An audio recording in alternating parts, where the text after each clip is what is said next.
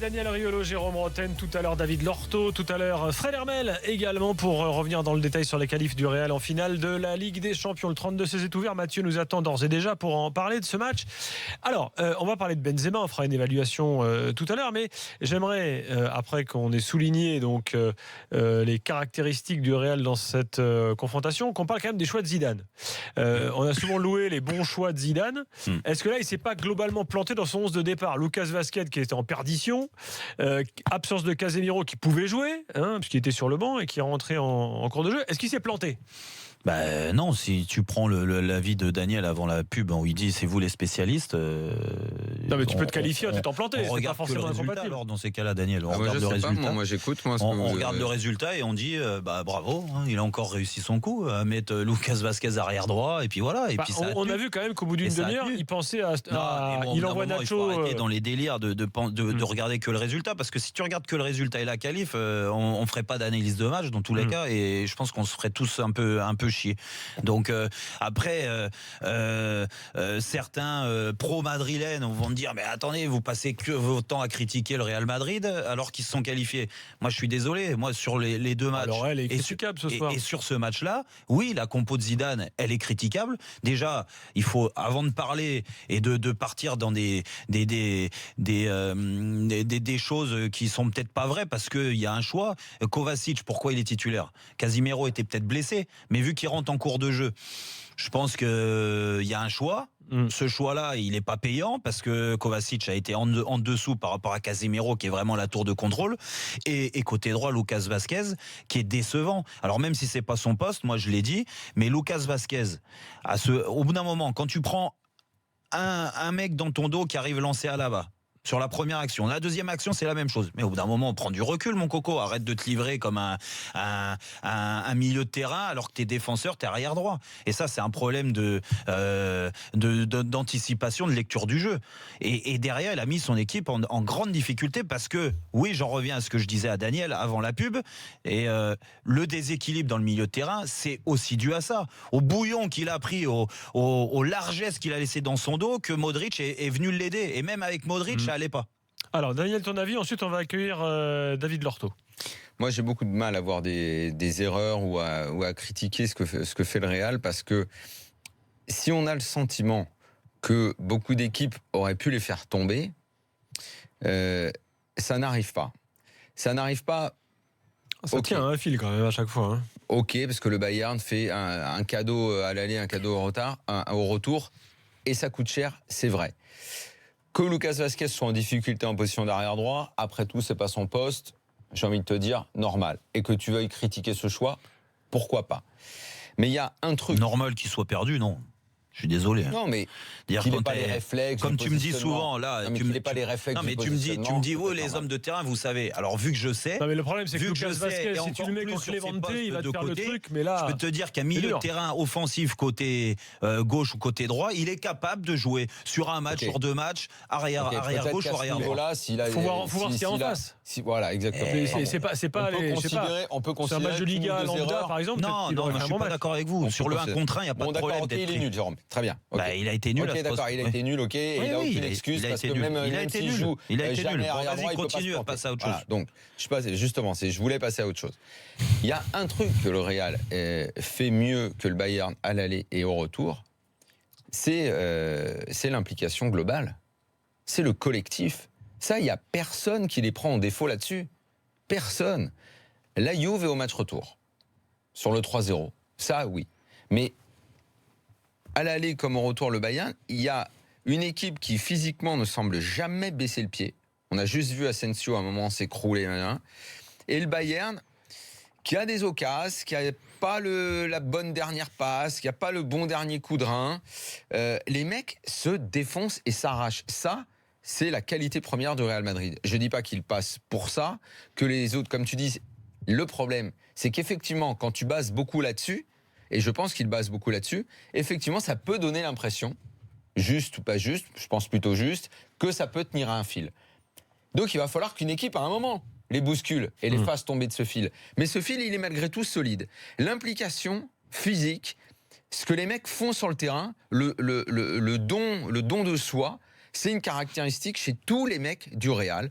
Navas, c'est un mec critiqué. À chaque fois, il fait des gros matchs. Benzema, il a bouffé une année de merde. Demi-finale retour, le mec il a fait un gros match. Et après, mais il n'empêche que c'est vachement important. Non mais attends, c'est vachement important. Regarde, mais bien sûr que c'est important. Mais ce que je veux dire, Ribéry, c'est très dur de le critiquer à l'aller comme retour. Mais exactement. On est d'accord. Ouais, le mec, vraiment, il se donne à fond, il donne le max. Le problème, c'est que son max, à l'aller comme au retour, il connaît parfois des petits trous qui semblent normaux. Les mecs du Real, ils sont dans l'anormalité, quoi. Ils sont taquets tout le temps, ils vont dans le combat, ils lâchent jamais rien. Pourquoi t'as l'impression que Ribéry il a lâché, lui?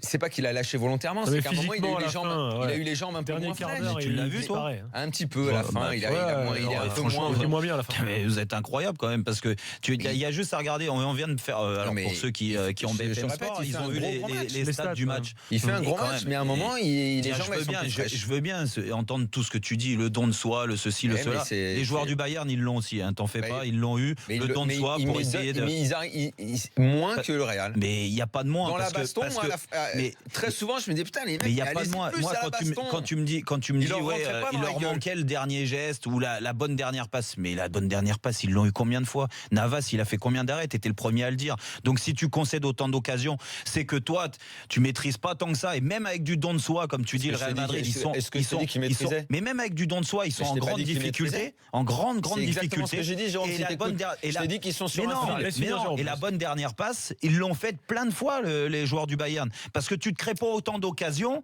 Ils ont frappé 20 fois au but. 20 fois, plus que le double du Real Madrid à domicile.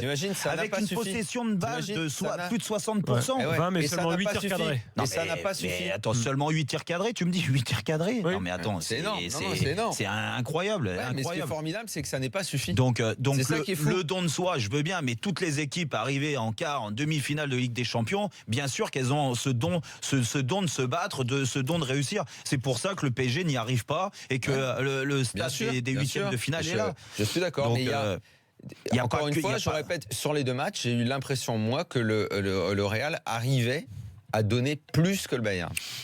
Dans les contacts, dans la méchanceté, dans l'implication, ils arrivaient à être plus forts dans les zones de combat.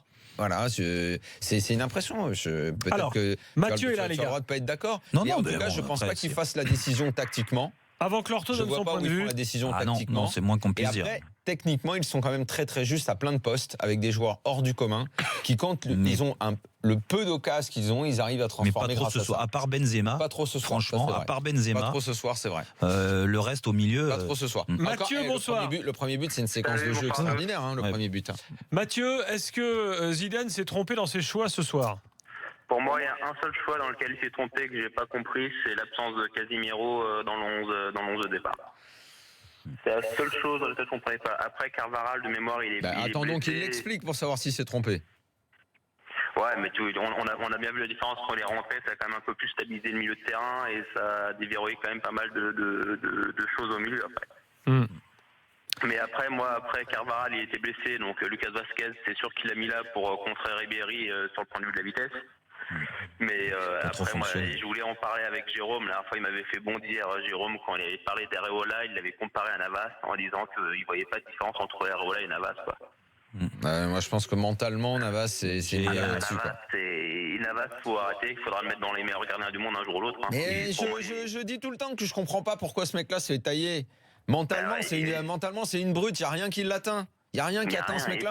Les coronets, quand il faut les sortir, il les met sur la table, il va au contact, il fait les sorties qu'il faut, il fait les arrêts qu'il faut. Je vais te dire, je suis d'accord avec toi. Je vais te dire, j'ai vu une séquence sur Bein avant le match.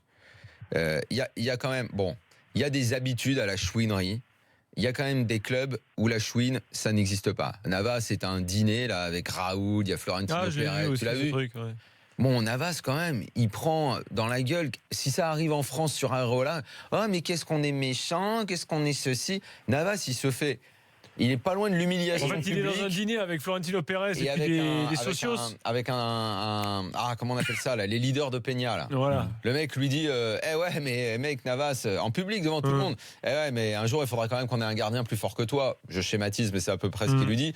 Florentino Pérez lui dit non mais nous on est vraiment très très fiers d'avoir un gardien comme toi. Il essaye de récupérer le truc quand même tout ça, mais il glisse à la fin. Mais tu le sais, au Real, c'est comme ça. Dans ce au Real, c'est comme ça, c'est tu vas te faire tailler, tu vas te faire déglinguer. Oui, peut-être on va te mettre de la concurrence dans les pattes. Si tu surmontes pas, tu dégageras. Déjà, voilà, c'est ça. C'est ça. Chez nous, cette année, à chaque fois que je dégommais Areola, qui a quand même été... Alors, sur ces derniers mois, il est plutôt bon, donc je l'ai laissé tranquille. Oui. Mais à chaque fois que je le déglinguais sur les buts qu'il prenait quand il était passoire, mais qu'est-ce que j'entendais pas? Et il est jeune, et il faut le laisser tranquille, et il faut le laisser bosser. Mais on a zéro exigence ici. Zéro exigence. Les mecs au Real, mais même Benzema... Il faut voir ce qu'il prend, parce que nous, c'est pas que l'écho qu'on a, c'est pas que l'écho qu'on a de Fred Hermel qui le défend en permanence. L'écho qu'on a en Espagne, mais en Espagne, il se fait massacrer.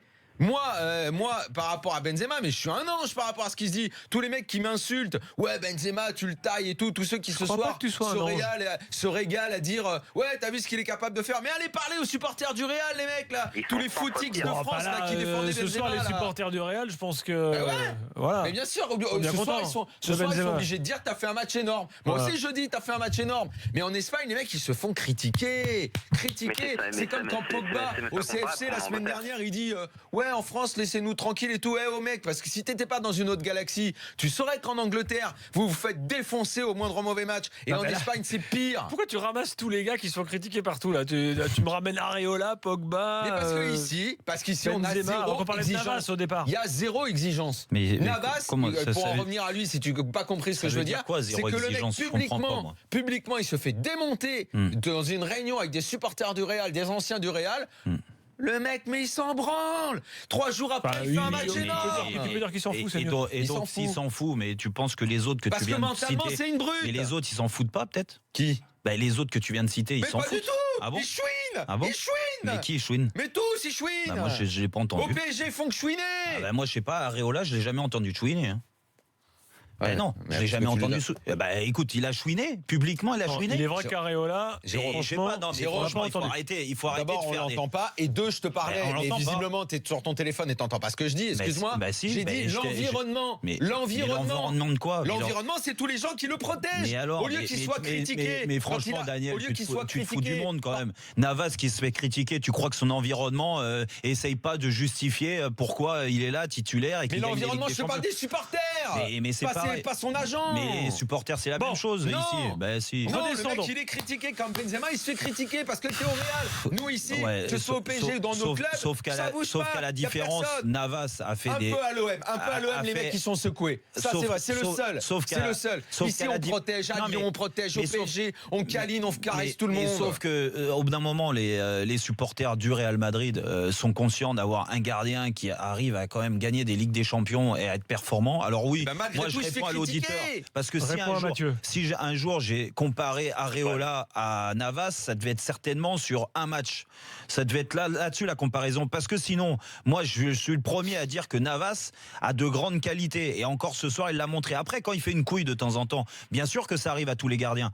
Et qu'il ne faut pas rester là-dessus. Mais si Navas a gagné autant de choses et est titulaire indiscutable au Real Madrid, c'est quand même qu'il a d'énormes qualités. Je pense que Zidane et tous les autres entraîneurs ne sont pas assez tarés pour lui faire une confiance aveugle. Voilà, c'est juste pour répondre à ton truc. Après, la différence, je te dis, sur le fait que aujourd'hui, un supporter du Real Madrid a le droit de critiquer Navas quand il se trompe. Mais je pense qu'ils ont aussi le recul pour se dire, attention, on a un super gardien. Et au Paris Saint-Germain, ça peut être la même chose avec Areola. Si, comme tu l'as dit, il continue sa trajectoire. Et si mentalement, il devient... Et les mecs deviennent des brutes. Mais mentalement, il est costaud. Lui, mais non. Les mecs n'est pas costaud. Stop sur Areola, c'est pas le sujet du soir. Non, c'est pas le sujet parce que tu l'as démonté il y a un an, plus d'un an, rappelle-toi. Mathieu, un truc à rajouter? Quand tu vois les mecs du Real, aujourd'hui, c'est pas une passoire. Arrêtez sur Areola.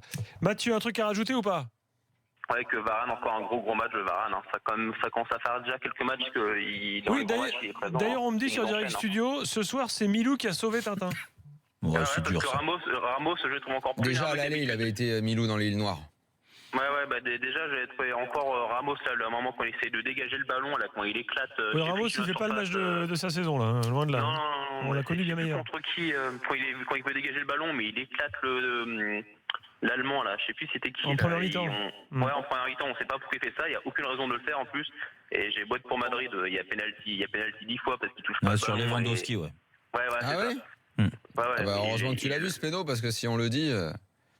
Non, donc heureusement qu'il est. Mais là, j'ai trouvé encore plus nerveux que d'habitude de Ramos. Et là, Varane, ça fait quand même quelques matchs qu'il enchaîne les grosses performances en Ligue des Champions. En plus, à un moment, il a failli sortir parce qu'on pensait Merci, blessé. Mathieu. Il a été très très fort. Très très fort. Dans quelques instants, David Lorto, qui patiente, sans se rebeller, gentiment, qui attend son heure pour donner son point de vue, et celui de l'Allemagne ce soir après l'élimination du Bayern. 2-2 entre le Real et le Bayern. Le Real est qualifié. L'autre demi-finale, c'est demain, bien sûr, entre la Roma et Liverpool. Vous le savez, on se retrouve tout de suite dans l'after. Tiens, t'as parlé d'Areola, ça me permet de glisser que demain, Edinson Cavani sera dans Team Duga pour une longue interview. Donc, avec, on l'espère, beaucoup de révélations. Ce sera demain dans Team Duga à 18h. A tout de suite dans l'after.